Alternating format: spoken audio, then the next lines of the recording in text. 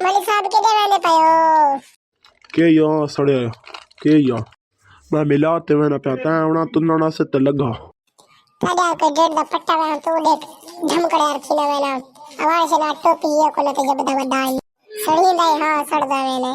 चुप करे आओ पेर दी ढिंगरी बढ़ के तो मैंने आराम कर कोलो बीजो और मुंह या मैं सुना तेरी जड़ी माल गई मलिक साहब तेने की नहीं पता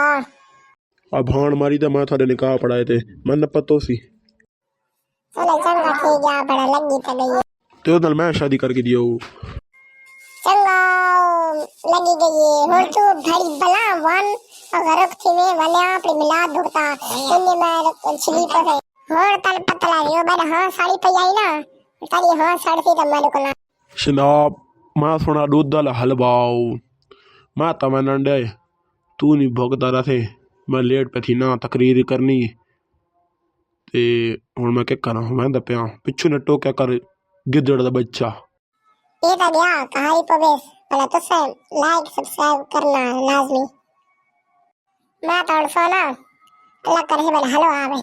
तो से गल करने हो मैं इतना खुश होदा जड़ी तू कलो शादी न कराए पे है बादी ये गल मनाए बहुत खुश होदा मौली दा रड़ा अच्छी मौली तो ला गड़े ते चढ़े देना ठीक है मैं सत्ता का